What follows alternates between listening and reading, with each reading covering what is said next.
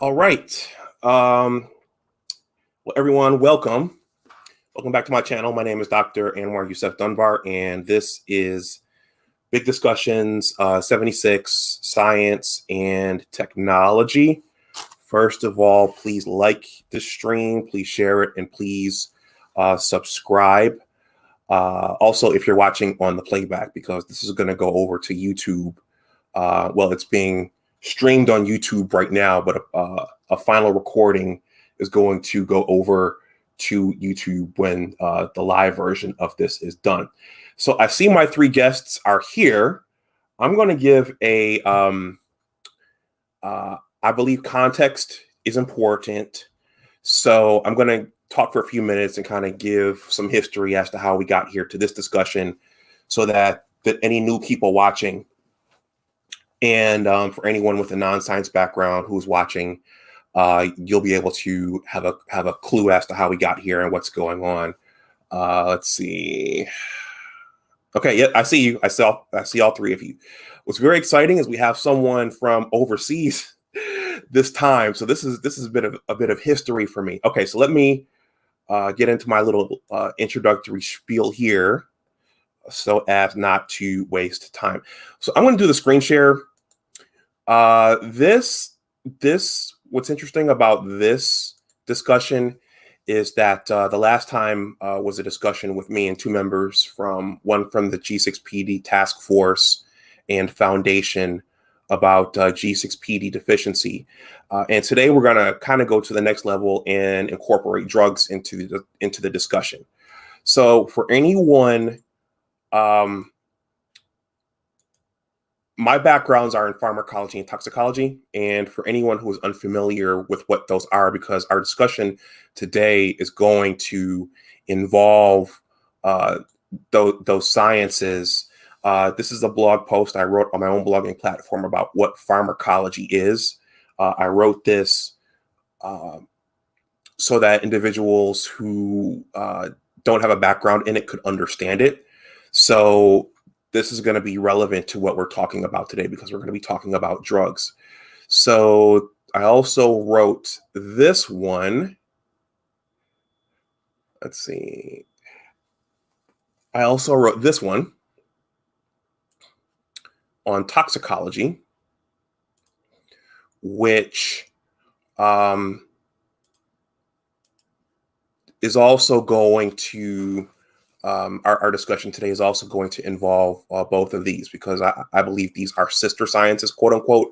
So these are in the description box below, and we are going to discuss a very specific part of both of these sciences, and that is going to involve pharmacogenomics and toxicogenomics, and that's what this G6PD story is about. Give me 1 second here, ladies. I don't know why I didn't load this visual ahead of time. Just bear with me. I thought I had everything covered. Let's see.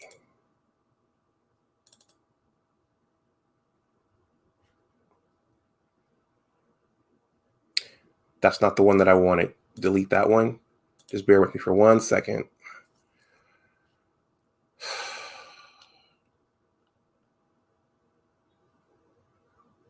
Okay, boom.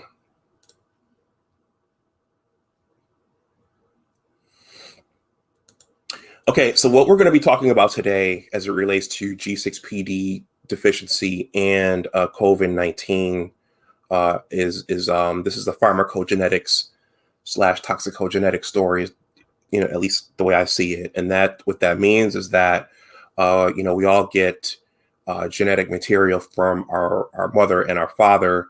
And that genetic material basically tells your body and your cells which proteins to transcribe and translate. So some individuals express metabolic enzymes more than others, and some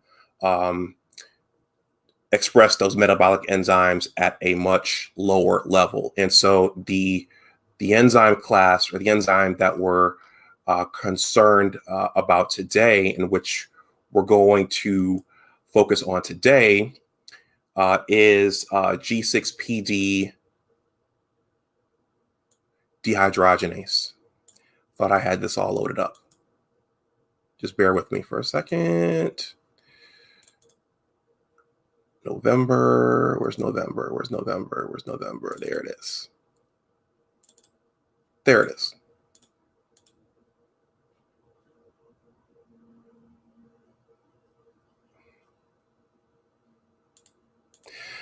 And there's G6PD. G6PD, there's the catalytic reaction, and this is the center and the focus of what we're going to be talking about. And so there are individuals who are deficient in this enzyme, and these individuals, this enzyme, they're deficient in this enzyme, which is expressed all over the body, but in this particular instance, in the red blood cells. And under certain conditions, these individuals can experience something called hemolytic anemia, which I will allow my guests to get into more detail about. But just briefly, how did we get here? Well, when I started this channel, that's right when COVID-19 took off. So there was a lot of content in the media and in the science community about this virus and what it's doing and why it's so bad.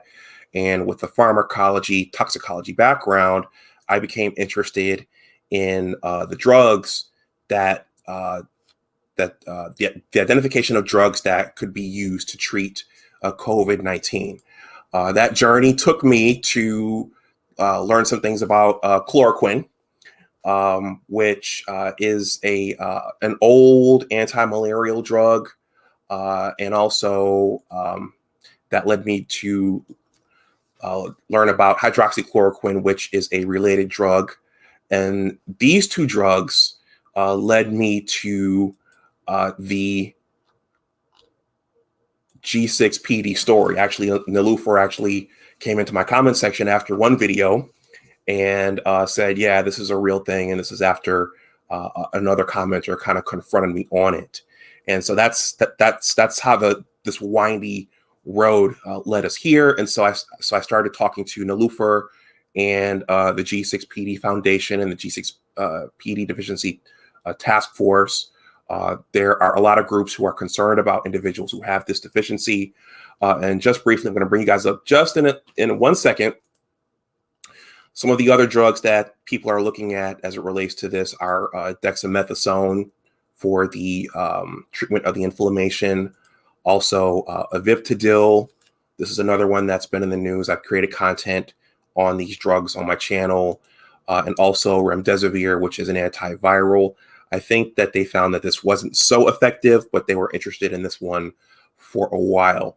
One more thing about the chloroquine and the hydroxychloroquine and why they were interested in it is because there was actually data showing that it could impact the co-localization of the virus. So that's why people were interested in this.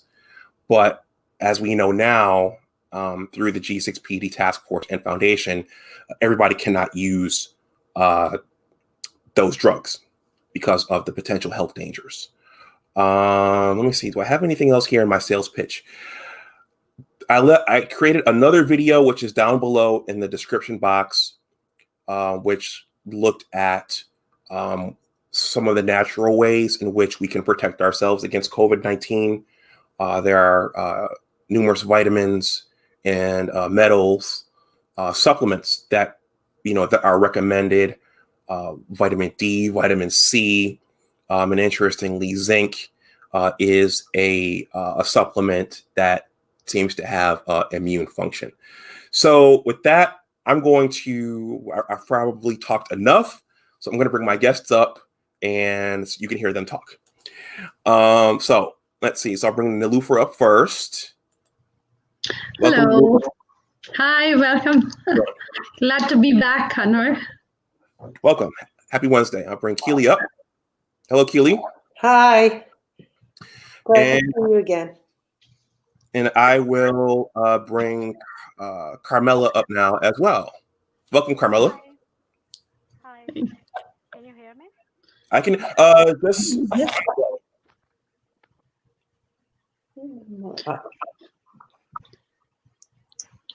Okay.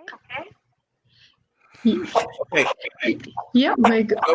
You're good, Carmela. Okay, so let's go over the rules again. Sure. So when one person is talking, I think to avoid the feedback, everyone else should mute up. So mute your mic when one person is talking. And I think with that, those are the basics. I have some questions here. You all already saw them, so we'll start. But before we start, I want to thank you guys because I realized that one of the challenges with this pandemic is having ways to keep yourself occupied. And, my YouTube content has been one of the ways that I've done that. But this has also given me something to, work towards and keep myself moving in a positive way. So I want to thank you guys for this collaboration. I'm sorry, you ladies. I said guys. We do have guys on the task force, just as a heads up, Anwar. But yeah, thanks so much, Anwar. It's been a pleasure working with you, and I'm so glad we have your platform to speak to everyone about G6PD. So really appreciate that. Okay, so if anyone is new coming in the stream, please like, share, subscribe. If you want to donate to the channel, my Cash App is below, but I'll leave it in the chat as well. And with that, I will I have some questions here, and Carmela wants to show us something new and exciting. So the first question is to Niloufar and Keely, do you want to say something about our last live stream? I know we had a survey. Do you want to reintroduce the G6PD Taskforce and Foundation? Do you want to say any words on the our last installment? Sure. So, Keely, I can go first. So just as a heads up, thanks so much, Anwar. I think the last session was an introduction to the task force and the G6PD Deficiency Foundation that Keely is a part of. Like I had mentioned earlier, I had got very interested in COVID and what was happening in Italy initially in the beginning of the year. And through that, started a petition because I started getting very concerned, especially concerned for the G6PD population. And now that petition then translated into a task force because there were a lot of people around the world, including Carmela, who is a biotechnologist, so Dr. Carmela Esco, as well as a moderator for one of the G6PD forums. So I did get a lot in touch with a lot of people from around the world who had similar concerns. And we decided to start the task force to create more awareness around G6PD in general, as well as start engaging with different local authorities to see what we can do to manage the pandemic much more effectively. So thanks so much for bringing us on. And I'm really excited to have Carmela. She's one of our active task force members from Italy and has done quite a lot of research for us around the safe and unsafe drugs for the G6PD deficient population. Keely, do you want to add any? I mean, I am also part of the task force, meaning the foundation joined them, and it really has been an enlightenment in getting the minds from all around the world and to learn more and more and think more and more about COVID and G6PD deficiency.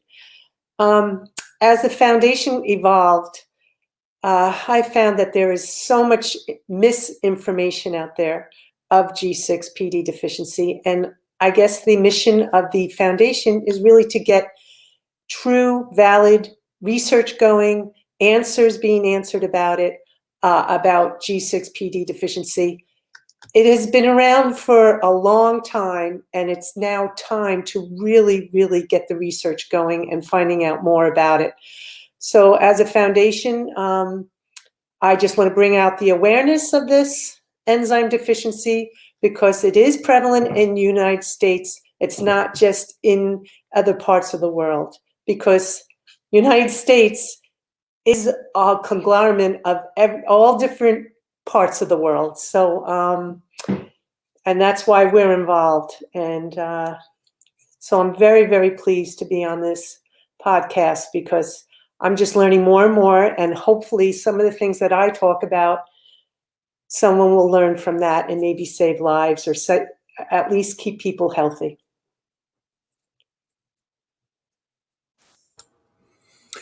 Okay, so with that, Carmela, you're our honored guest. Well, actually, you're all honored, but Carmela, you're our special guest tonight. Do you want to just briefly introduce yourself Yeah, sure. and your background and where you're from? Sure. First of all, good afternoon to everyone. And in Italy is almost midnight, so it's a very pleasure for me to be here with you, and I'm very, very honored to be at this meeting. Also because it's very, very necessary to keep attention very high in this situation, because problem is that G6PD deficiency is a condition so ignored, and we really don't know why. Or maybe because a lot of people are asymptomatic, or because the hemolytic anemia or hemolytic crisis are not so frequent. We don't know why. We have not so many research on this, and I introduce myself as far as regards my interest into this topic. First of all, my boyfriend is Favik. He's G6PD deficient with the most severe form, of course. And this familiar issue brought me to investigate more about therapies, because I'm not a medical doctor. I'm not a scientist right now. I was a scientist in biotechnology, and I did my PhD in biochemistry, but not specifically on this kind of drugs. But the field is similar, and I was very interested in finding some new info, some details that are not so diffused, are not so communicated. I began this activity sharing some info in March, at the beginning of the pandemic, or well, when WHO declared pandemic, in an Italian site, like a blog from Italian researchers, because I'm a member of some scientific associations in Italy from researchers. And on that blog, I found some, some brand new info in March about alpha lipoic acid, remdesivir, and some other drugs that were being evaluated in that period. And this is the way I knew Nilufer, because Nilufer knew me by the Italian group on Facebook about G6PD deficiency, where I published this brief research of mine, okay, but some details, very, very few. She found on the Italian researcher site this my brief review, and I published the same on this on the Italian group of G6PD deficient patients. Okay, so I began with a little info, but time after time I continued finding some info, but unlikely, I have to say, a little, also still a little. I would have wanted to find more, but we have to push to find more research and to make more researches also. So that's it. Yeah, and just to add there, Carmela's right. I did see article. I think Carmela was on hydroxychloroquine and chloroquine, if I remember correctly. Hydroxychloroquine, chloroquine, remdesivir, so antivirals, and maybe Right. alpha lipoic acid were the first to be investigated. First, right. And I did reach out to Carmela saying, hey, we are really concerned and what can we do together to see that we can, get more awareness around these drugs. Carmela, if you're not speaking, you might have to mute. Right. Okay. Thank you. And so that's how I got in touch with Carmela, and Carmela has been looking at a larger set of drugs, because we do know that one of the triggers for a hemolytic crisis for G6PD individuals is drugs. And the first thing that even I thought of when the pandemic struck was, what are the drugs that will be okay and what are the drugs that will not be okay in case me or some of my family members get affected by COVID. So that's what Carmela's been focusing on.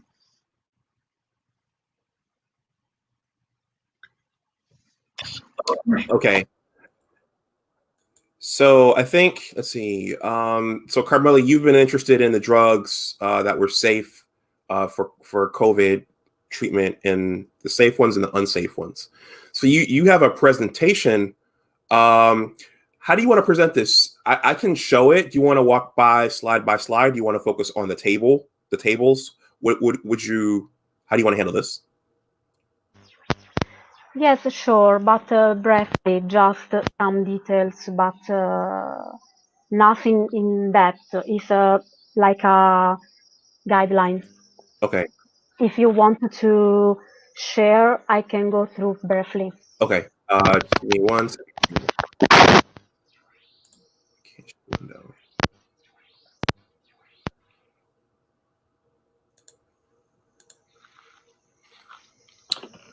Okay. So do you want me to go to the table, or okay? Also, from the second slide that you have, these. Just because I think it's better to get clear the concept that unluckily in the literature we don't find any info as we would want to see. What happens in scientific literature currently? That was my beginning question. I was so curious to know it. Current studies and research about COVID-19 focus on contagion prevention. First of all, masks or social distancing and so on. Biochemical pathways and molecular mechanisms of infection and pathogenesis. So basic research, mechanisms, correlationships between pathogens and host cells and so on. And last but not least, therapies and health protocols. Okay, but I found a lot of drug reviews, COVID drug reviews, very elegant studies about biochemical pathways on the SARS-CoV-2 virus into the host cells, the infection, the entrance into the cells, and so on. But little studies focus on actual risk of some drugs and therapies for certain patient subsets. For instance, those with acute or chronic diseases or genetic disorders. So maybe I have to say, because it is a recent disease, of course. So at the beginning, one wants to focus about the general pathogenesis and therapy. But still, we don't have studies on some groups. I found something, And if you want, also afterwards or right now, I can share some link, some paper, some link about more specific study focused on, for instance, genetic traits of patients regarding therapies for COVID. Just to say one detail, one info from this paper, that's from a Japanese group of Takahashi doctor. I don't know if you know him. This is, I have to say, the single study, the single review I found on COVID therapies regarding genetic traits of patients. For instance, he went through cystic fibrosis, or also G6PD deficiency. But as far as regards G6PD deficiency, only chloroquine and hydroxychloroquine were analyzed as far as regards, adverse effects and so on. But nothing else is the unique study I found in this month. So that's it. If you want to go ahead with the slides, I can. Okay, so just go ahead. In summary, so the current studies and research about COVID-19 have usually focused on contagion prevention, biochemical pathways and molecular mechanisms of infection and pathogenesis, therapies and health protocols, but there's been little information focusing on the actual risks of drugs for people who are deficient in G6PD. Yes, exactly. Okay.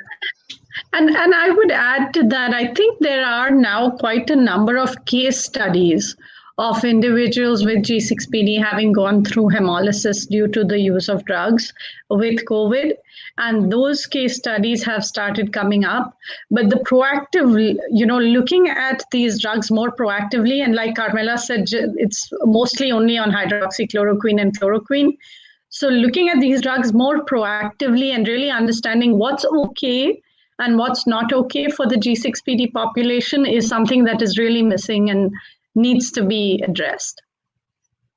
Okay, I think this is an appropriate time to also remind the audience, or actually inform the audience, for those who don't know, that this is a prevalent, the deficiency is prevalent numbers-wise in individuals of Mediterranean descent and also individuals of African descent. So, and there are a lot of individuals walking around with this mutation. Also Asiatic, Asiatic, Africans, Mediterranean, African Americans, Spanish, okay, Europe, Mediterranean, yes. So it's basically, sorry, Anwar, you were saying something? So I just to clarify that, so G6PD is an evolutionary mutation for populations that were more impacted by malaria. So it's actually a evolutionary mutation to protect us from malaria. So anyone with genetics that link to a malarial region would be more prone.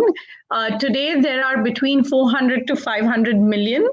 I've seen different studies where they say 400 and some of them say 500 million people around the world, which is a huge population that is deficient, and most of them don't know that they are. So the risk of taking drugs for this population, especially the population that's not aware of their status, is the highest risk in COVID today. And that's the biggest challenge. And we haven't seen enough proactive studies being done to see and call out which drugs are okay and which drugs are not okay, especially because they cause oxidative stress. And oxidative stress causes us to go into hemolysis, and we could go into a hemolytic crisis. Okay. And just to again, remind the audience, it's very simple to get tested for G6PD deficiency. You just get your blood drawn, right? And they can... You can do in two ways, enzymatic or genetic, but maybe Keely wanted to explain better. From all the readings and I know that WHO, the World Health Organization, really recommends to do a quantitative test, and that tells you how deficient you are. The genetic, you can also be screened genetically to see what variant you have. So there's two factors here, because different variants react differently, as well as they will also tell you whether or not you are homogeneous, which means it's on, for a female, both X's. For a male, it's hemizygous, and that means that X is affected. I'm sorry, I'm just jumping around with genetics, but I think the best way to think about it is quantitative should be probably your first test, because that will tell you how deficient you are. And then when you want to learn more about what variant you have and how much of this variant you are, whether it's both your X's or the only X you have if you're a male. So that's the way they recommend the approach.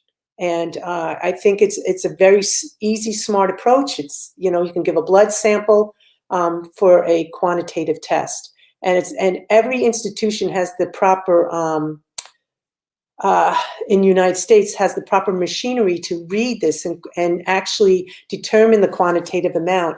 It's just whether or not that institution has the proper materials to do it. But they do have the spectrometer. If they are screening for other tests, they definitely would be able to do this. Right now, the foundation is trying to push a bill for New York State for newborns. There's a lot to learn about this genetic enzyme defect, because when a baby is born and they are G6PD deficient, they are very vulnerable to really get hyperbilirubinemia, which means they become extremely jaundiced, and they could actually get brain damage from it. And it doesn't mean because you have this deficiency that is going to happen, but they are definitely more vulnerable of it happening. And every newborn born should be screened for this, no matter where you live, because like you're saying, all over the world where malaria was, then you're probably more prevalent having this deficiency in that population.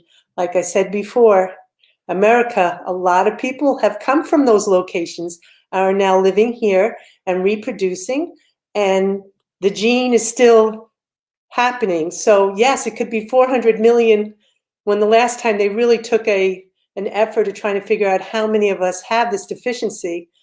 I am sure it's like, we are reproducing. So it's still being continuously carried. There is nothing wrong with having this deficiency as long as you know you have the deficiency. The problem is not knowing. And just to add, the problem during COVID of not knowing and risking some of these drugs is huge. And that's one of the biggest focus areas for the task force. And I really appreciate the work Carmela's done to call this out. Yes.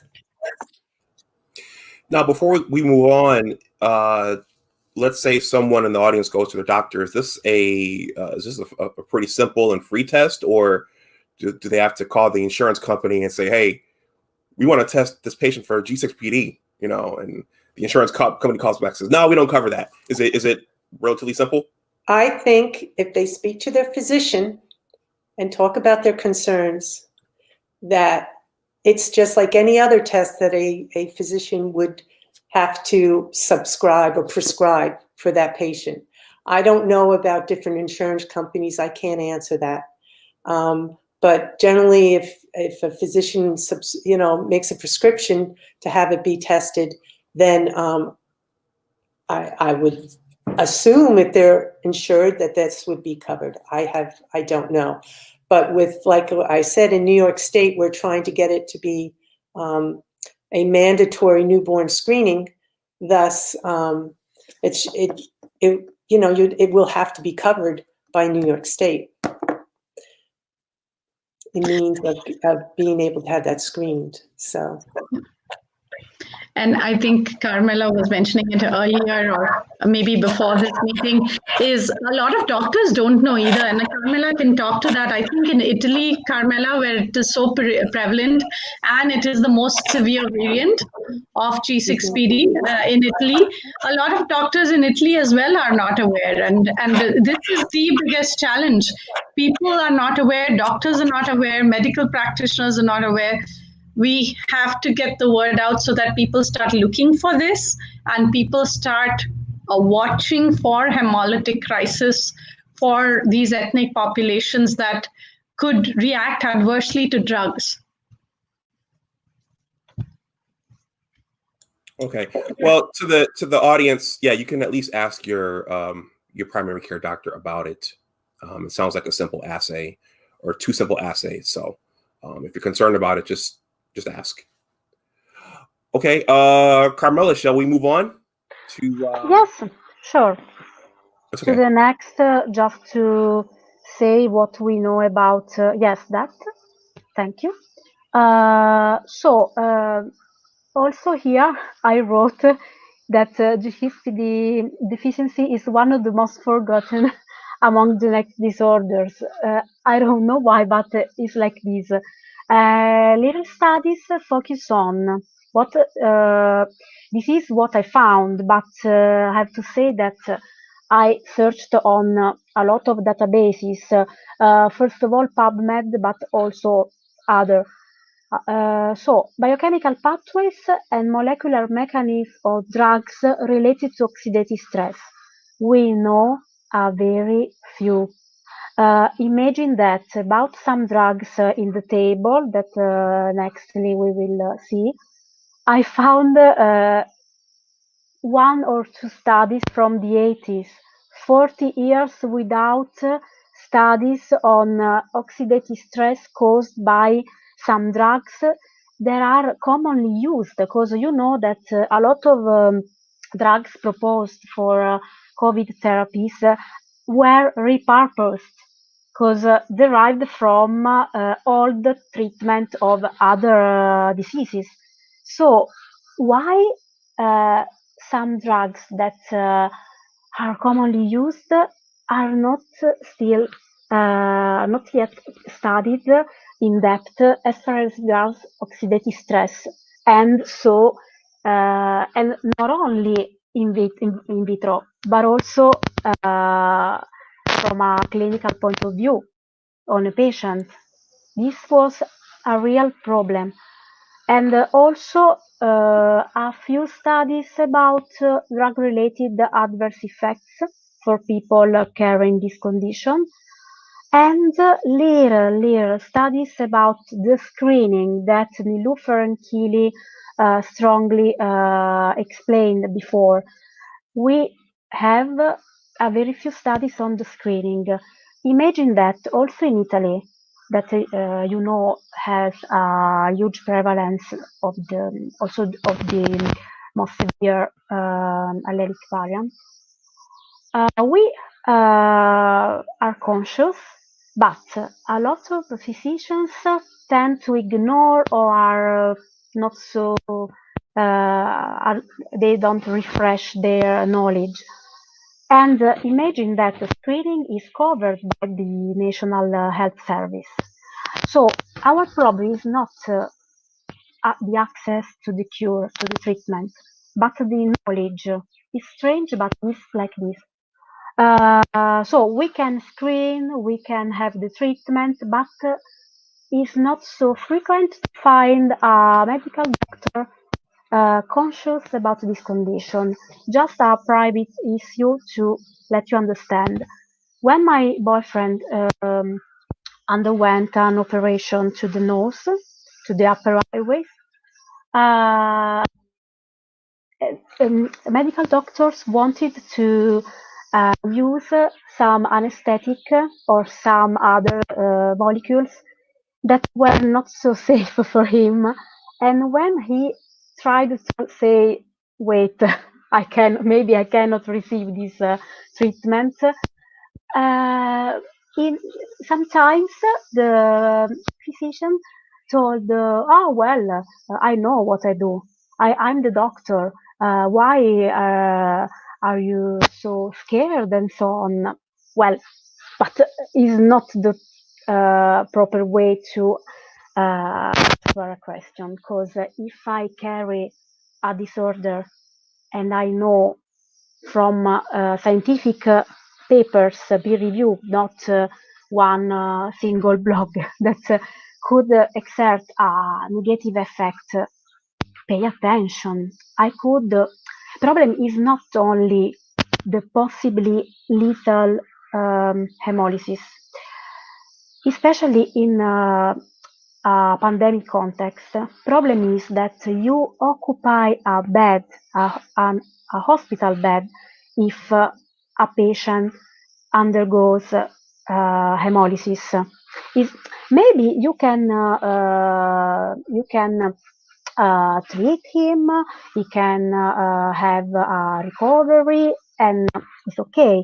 But meanwhile, some other patients waiting for that hospital bed that is occupied.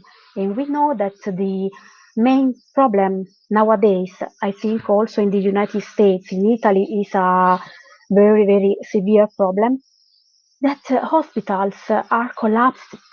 So why cannot we prevent a bit this situation? It's enough to avoid some drugs. Just to conclude this part, current studies that I found are usually case reports, as Nilufer was saying. So single case reports, a lot of methemoglobinemia treated with methylene blue or what else, some COVID patients with G6PD deficiency that was treated with chloroquine and so on, but single studies. Nobody that takes care on research on these drugs and mechanisms on these patients. Okay, so I think what I heard you say is that many of the physicians, they're not knowledgeable on this, so they don't take it seriously, and so there are people. If the doctors had not given certain people drugs, certain people wouldn't be taking up hospital beds, and people who need the care could get the care, but because the doctors aren't taking this seriously, the hospitals are becoming they're overfilling. Yeah, and I think that's one of the big areas that we can.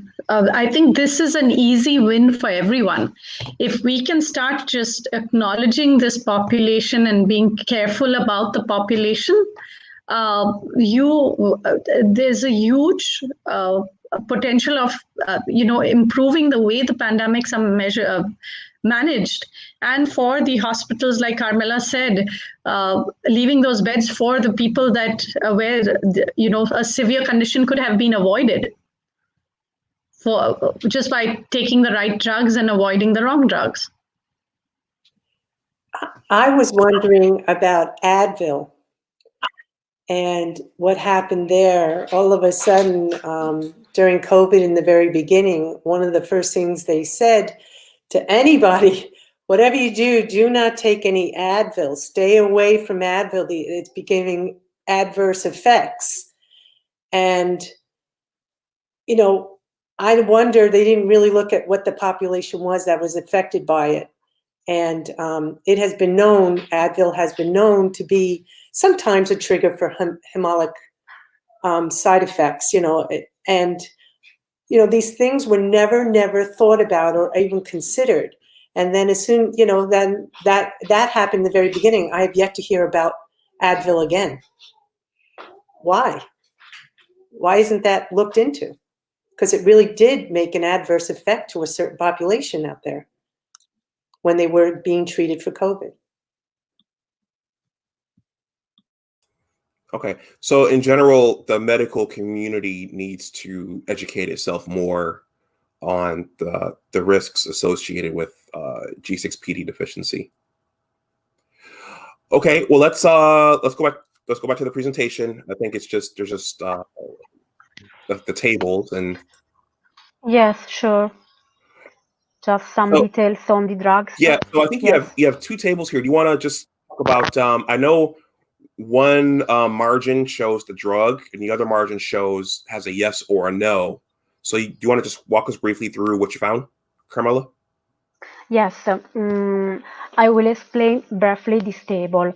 I will not focus on clinical data. They are here just to introduce the drug and some data.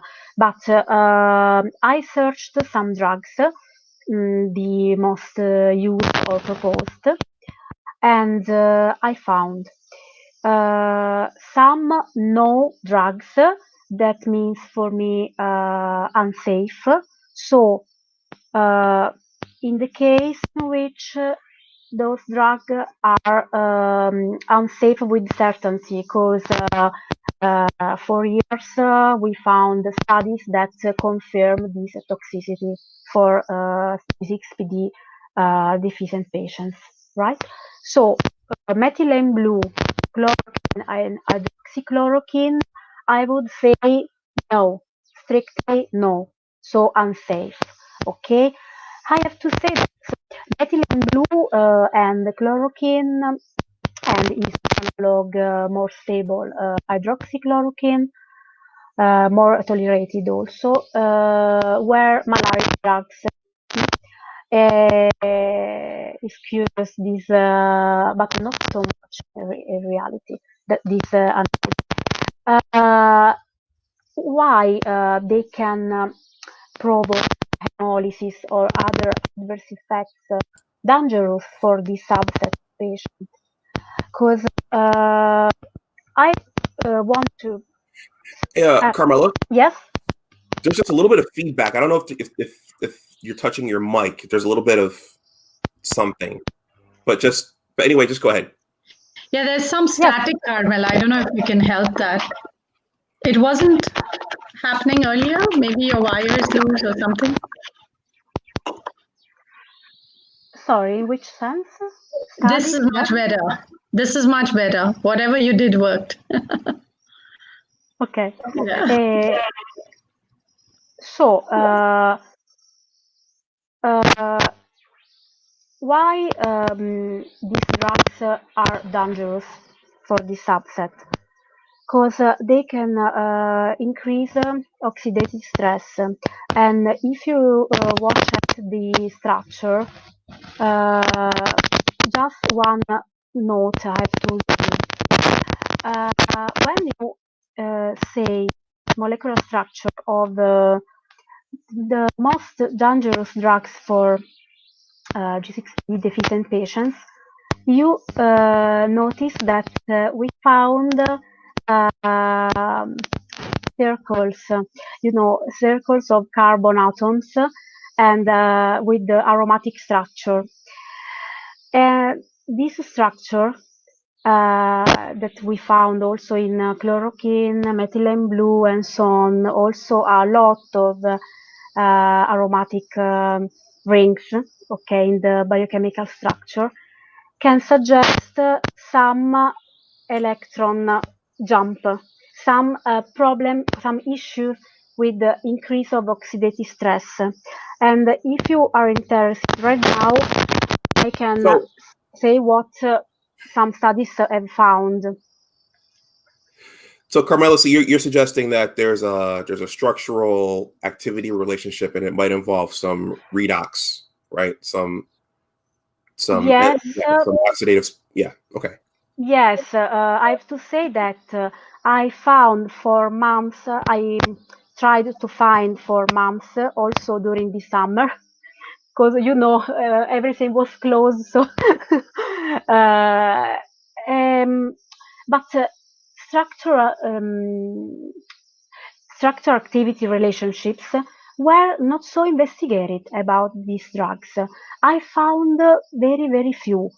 This is a suggestion of mine that's derived from the other administrator of Italian Favism group, Giorgia Angioi, another doctor that follows the Italian group on Facebook of these patients. When we notice a structure like this, you can imagine that all that cloud of electrons that move around these circles localized may jump to react with other structures and provoke also oxidative stress. But this was some concept that we discussed, but I found not anything on the literature. Maybe on some database that only biochemists can access, I don't know. But if you are interested, I can say, for instance, that methylene blue was found to increase the risk of hemolytic anemia, for instance. In some cases, was administered to lower doses without any effects related to anemia or to hemolysis, but in other cases, yes. So also on the list, the drug lists from, for instance, Italian association about this condition, methylene blue, chloroquine, and so on are strongly not recommended, okay, for this kind of studies. At least about methylene blue, we know a lot, so it's a strict no, unsafe. As far as regards chloroquine, I found some studies that show some doubt about the effect of on oxidative stress, but the studies that are opposite in comparison with our opinion, with other findings, don't have an high statistical significance. There is the study that reviewed and established that the risk of chloroquine is low, studied 11 participants. What can we do with 11 participants? So the sample size is not big enough. Yes. Yeah. I think just to add, to call out what Carmela is saying, that study and that study tends to be cited quite a bit from different conversations. We really need a large statistical sample when you're talking about risks and no risks. And I think in general, the G6PD population has that experience and understands that these are risky. So that study, for example, on hydroxychloroquine is quite frequently cited and is a very, very small population of one ethnicity only, which does not really give the true G6PD picture. Also, that study only dealt with one variant type. It was the same variant type of the 11. So also, that was a study to use the treatment for lupus. And so they found out that 11 of them were G6PD deficient, and it was safe for them.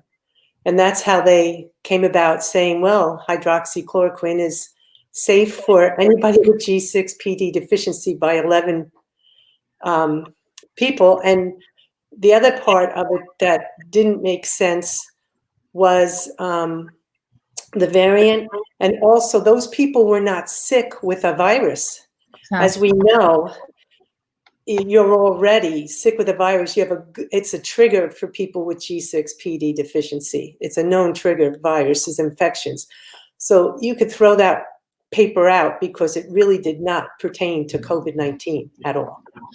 And I think that's Yes, sorry, go ahead, Carmela. If I can, I add another thing that enforces our opinion on that paper. The variant, if I remember well, is the mild variant, is not the most severe. So you have 11 with the mild variant not infected. Well, no. So I have to say that prefer all the single reports and some reviews that say no for G6PD regarding chloroquine treatment. And also to add on chloroquine and hydroxychloroquine, there are countries, we haven't seen this come out as an official statement from US, but other countries around the world have called it out and have specifically asked that the G6PD, hydroxychloroquine and chloroquine are not administered for the G6PD population. One of the countries is India, which is using hydroxychloroquine very frequently as a COVID treatment. They have specifically called this out. I believe, if I remember correct, Belgium, France, Italy. Italy, in fact, the ISS group, which is the counterpart of the NIH, has actually shared a very nice document on hydroxychloroquine and chloroquine and the risk for the G6PD population, and has given guidance for how you would administer these drugs, and especially for people that may not be aware of their G6PD status. They have given clear guidance to watch for hemolysis and a hemolytic crisis, and to accommodate for that, so to take care of that. So I think we are a little behind in US, but there are countries across the globe that are calling this out. And in fact, I would say even the WHO is a little behind, because this is not just one country's problem. This is a worldwide problem right now. Okay, I want to show the audience something that I think Carmela was saying. I want to show the structure of hydroxychloroquine and chloroquine really quickly.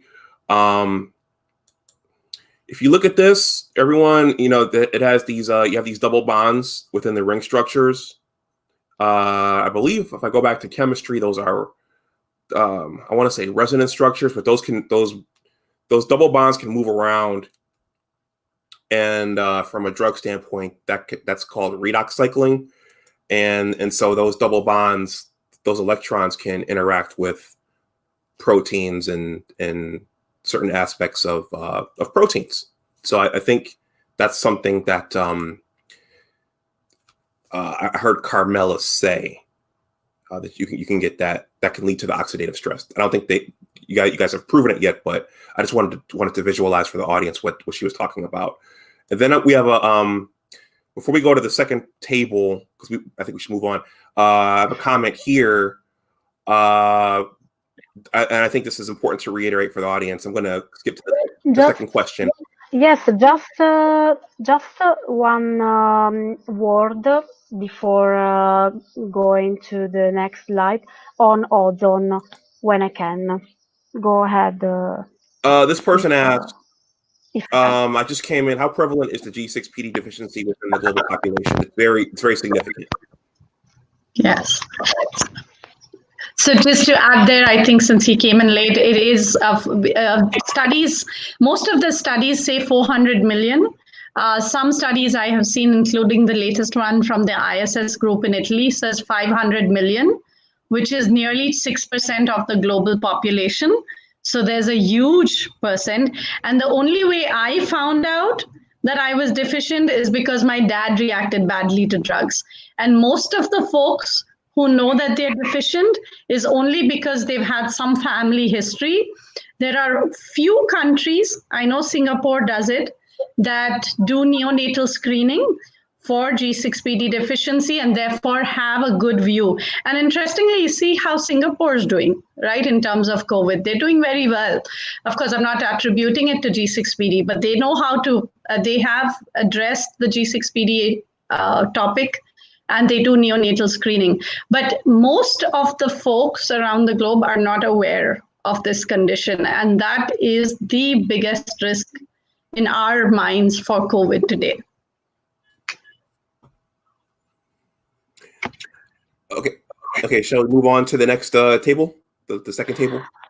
Just one word on ozone therapy and ozone in general, because ozone is considered an agent that causes oxidative stress, of course, because it consists of oxygen that reacts with the other structures. But we have, as far as regards the ozone, a paradoxical effect because on the infection, on the viral infection, viral proteins, and on the stimulation of immune responses is very, very effective. So, when a G6PD patient receives or inhales ozone, for instance, with some sanification processes and procedures, maybe can undergo some hemolysis, but the positive effect on the immune system, immune response, and on the disruption of viral structures could be better, could be higher. So this is the reason why I wrote a question mark or no regarding ozone for the G6PD patient. And I have to say that on ozone, we have some recent studies on COVID treatment with ozone, but on some studies from the 90s about toxicity of ozone towards G6PD deficient people. I have to say that I would like to see more studies on it, because for now we have a balance between these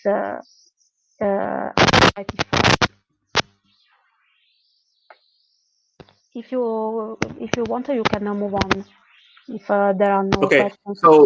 So ozone has a an effect on the immune system, or it has some sort of therapeutic benefit on the immune system. Okay, I didn't know that. Yes. Now, why did I add question mark on yes on the column on the right? Because ivermectin and azithromycin, antibiotics. Ivermectin is antiparasitic, and azithromycin is a macrolide antibiotics. Why? Yes, with a question mark. Because we don't know so much. We know that some adverse effects of these drugs can be a trigger of hemolytic anemia. So we know from datasheet of the drugs, so from the trials carried out by the companies in the past, that they can have some adverse effect dangerous for G6PD patients, but we don't have specific studies on this subset. So yes, but I didn't find any case report that describes one hemolytic crisis after administration of ivermectin and azithromycin. So I would say yes, but with caution, with at therapeutical dosage, for instance, okay, with close checking by the physician. And as regards antivirals, I described here the most proposed, the most used. I have to say that remdesivir, that is a very recent synthesized molecule. About it, we don't know anything specifically on G6PD patients. It is very recent. We have to wait. So I could say yes. Also because it's an antiviral that doesn't have an impact directly on, for instance, the erythrocytes that are very important in G6PD deficiency. As far as regards lopinavir and ritonavir, I have to say that problem is that in their structure we find sulfonamide. They are sulfa drugs, and I found some reports of ROS formation, so reactive oxygen species, so increase of oxidative stress, also because of the structure, the compound sulfonamide in their structure. And we know from the list that is toxic and this increase the risk of hemolytic crisis.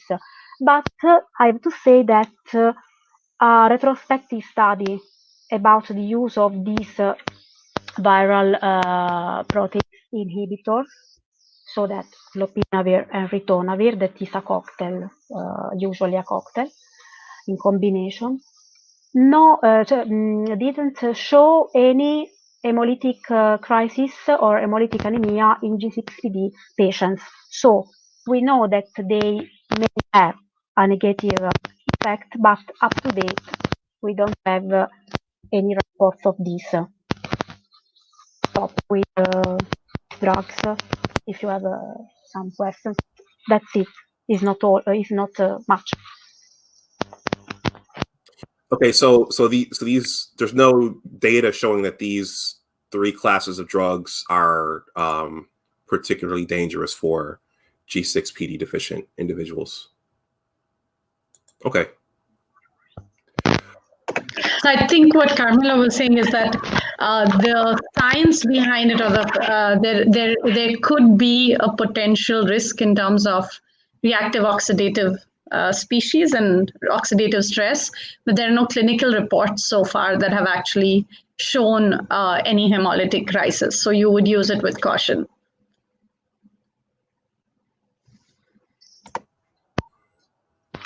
Okay. And yes, we have some monoclonal antibodies.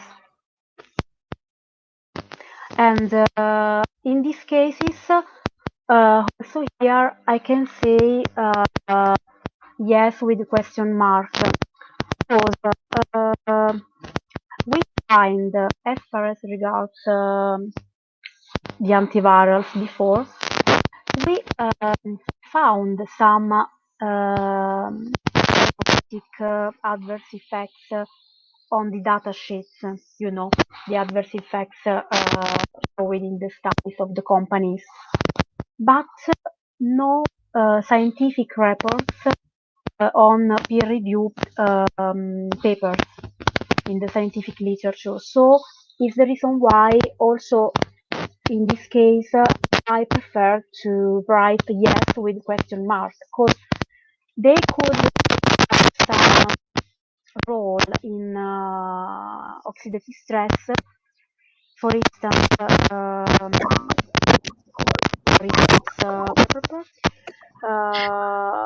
baricitinib, that is afterwards. But I don't find any reports on the scientific literature. So administer with care. Carmela, there's lots of static. I don't know if you can do anything about it, but there's lots of disturbance when you're speaking for the rest of us.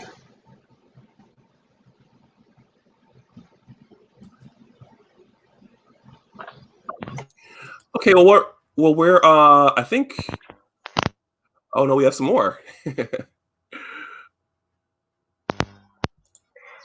You can move on also, because here I found not so much. For instance, tocilizumab exerts antioxidant role, so I could say better this than other monoclonal antibodies. I didn't find any other reports about dangers into G6PD deficient patients. As far as regards dexamethasone, corticosteroid, I have to say yes with the question mark, because we know that dexamethasone can increase oxidative stress. We know we have reports and we have adverse effects on the deficient. Okay, but not so severe. No little case. So with at a therapeutical dosage we can. Baricitinib also yes with the question mark. Causes hemolysis, and we know this is a well-known hemolysis causing agent, but at therapeutical dosage with close control by the physician, it may be okay. The unique drugs in this table that I could say I could call safe are heparin and plasma, because heparin and plasma are being used for a while in transfusions and so on, also in G6PD patients, and no reported adverse effects up to date. That's it. Okay. Here is the conclusion that we discussed also before. Prevalence very high, and problem not only with the patient that carries G6PD deficiency that could undergo severe reaction and also to be at risk of life, but also another patients that waited for that bed, for that place into the hospital. So, and in this case, all the hospitalization process is blocked. So it's a question, I think, of public health. It's not only an issue regarding G6PD deficiency. I want to add there is one on my petition. One of the updates is an update from a patient in Italy who had COVID, was administered the wrong drugs in Italy, had a hemolytic crisis while in hospital, fell, I think because of the crisis, broke her shoulder bone, I think, and broke a couple of bones, was in the hospital for a month or more, and has come back home very, very weak. The doctors only later realized that the drugs that they had administered were wrong. And they then gave her the right treatment. I think I've seen Carmela's mentioning heparin and convalescent plasma.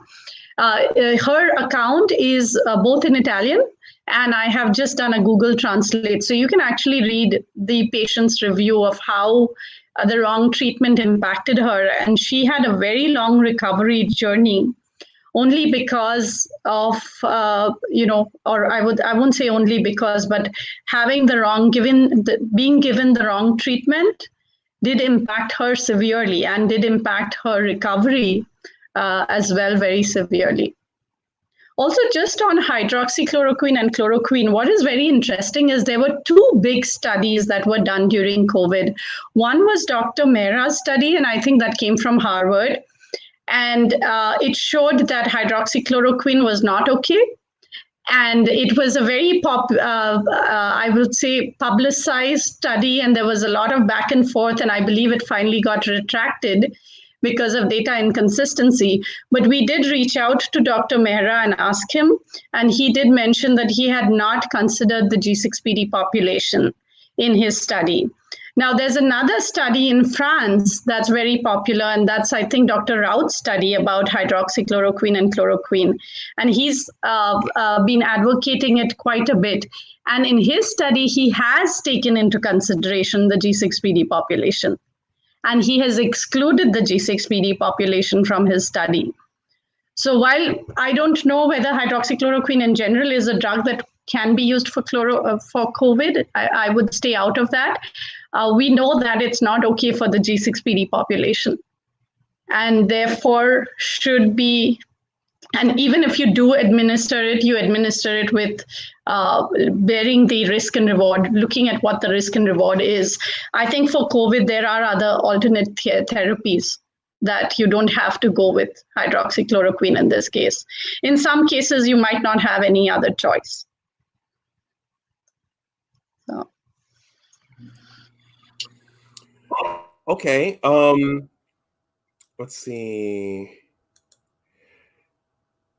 Yeah, I think one of the biggest takeaways I'm gonna take away from this is that many of the physicians haven't considered this enough when treating patients. So the medical community needs to educate itself some more on this deficiency when prescribing drugs for COVID. Spot on. Absolutely. And I think one is, of course, the medical community needs to wake up to this. But the second part is, I think individuals can become more aware and can take it in their sort of hand and in their stride to make sure that they are being given the right treatment options.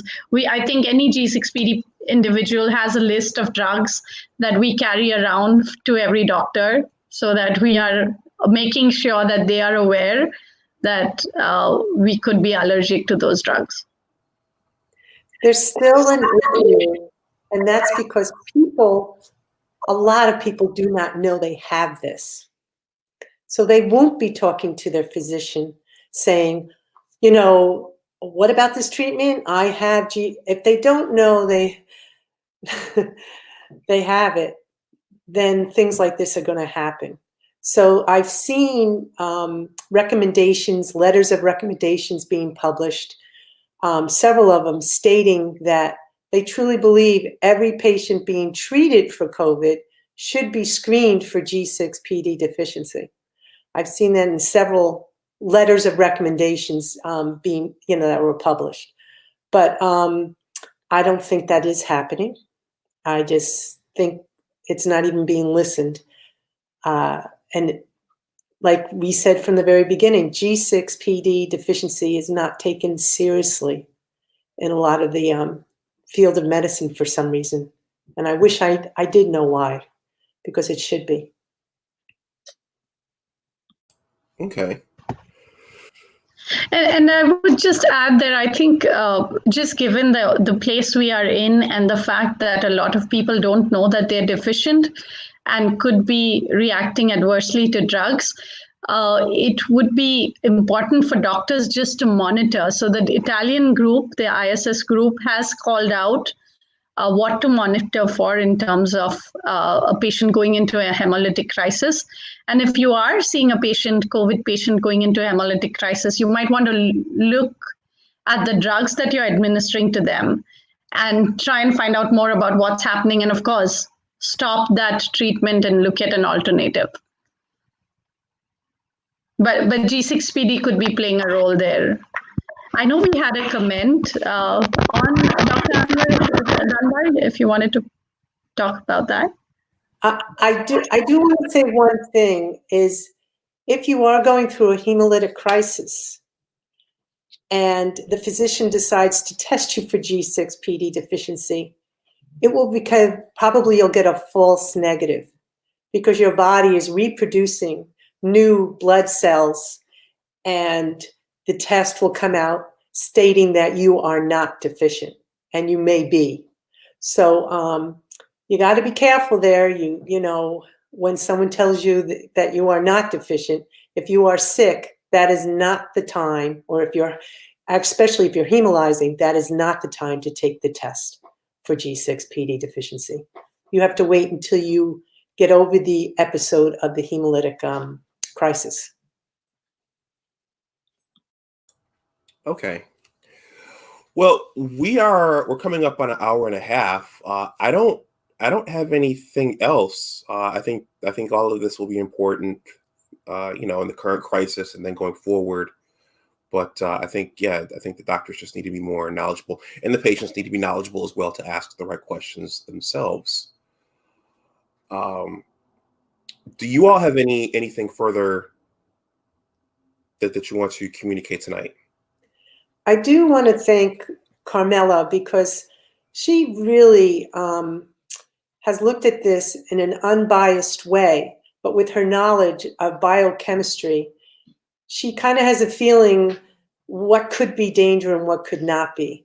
But without the research to back it, you cannot say it. So I think that this presentation is very valid for doctors to think about and researchers to think about and get these answers. I also wanted to talk about the survey that that the NIH has just pretty much finished this part, and so that survey is no longer available. But the foundation, that's my dog, and I apologize. He's hungry, but telling me it's dinner time. But so I apologize. But the foundation has a survey even prior to the NIH, and it's really just for people who have G6PD deficiency and was treated for COVID. And it's a very simple survey that we have, and I'm going to send you the link, and I'll just send it to you now so that you could possibly get that up and let people, if they're interested and they are G6PD deficient and were treated for COVID, to take the survey or pass it along to somebody they know who fits this criterion. The problem is that even this hasn't been looked into, even if there's some kind of correlation with G6PD deficiency and the outcome of COVID.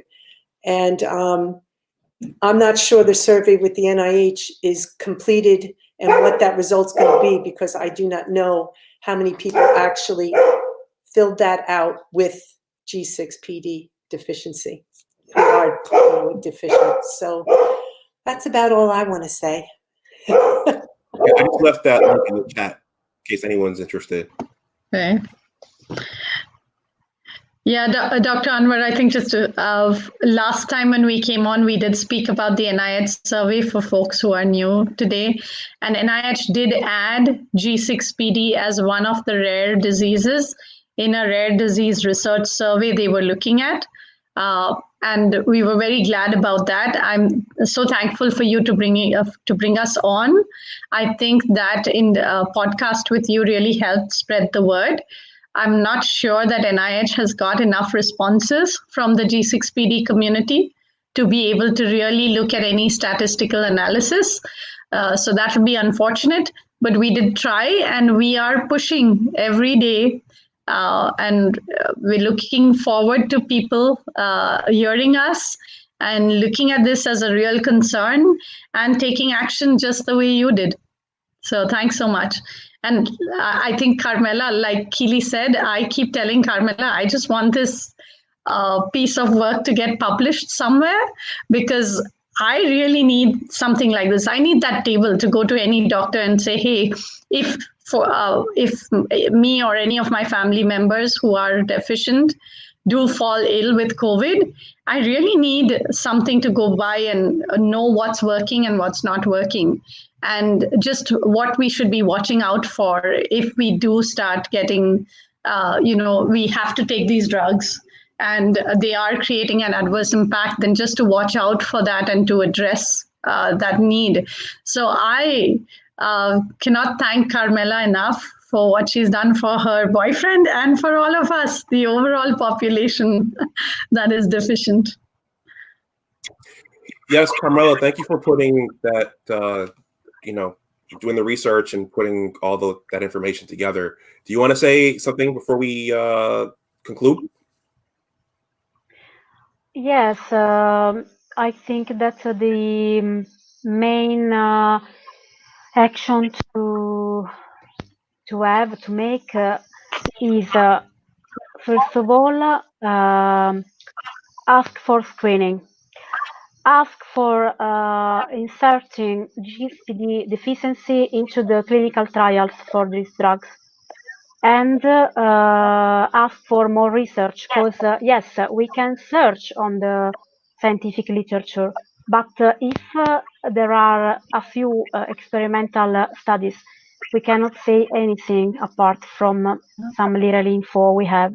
So patients have to ask, researchers have to make research, and physicians, I have to say that have to refresh their knowledge, because some of them are aware, some other not. Yeah.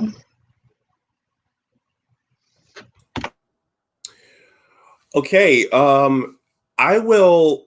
Yeah. If anyone has any questions, anyone in the audience has any questions about any of this, I will.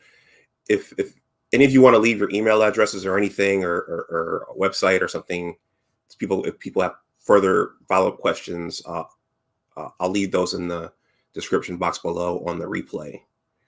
But thank you all for coming back once again. I think we have some more tentatively planned.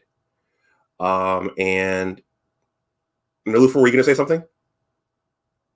You're muted. I just wanted to call out. Yeah, I just wanted to say, Anwar, that yes, we do have a few more planned.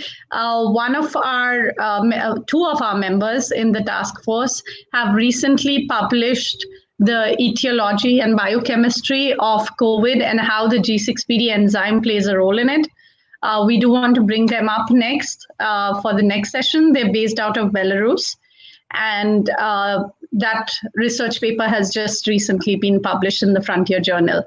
So I think that will also help people understand how G6PD enzyme plays a role, and how that causes oxidative stress, and what therefore why we need to be more careful, especially with these drugs.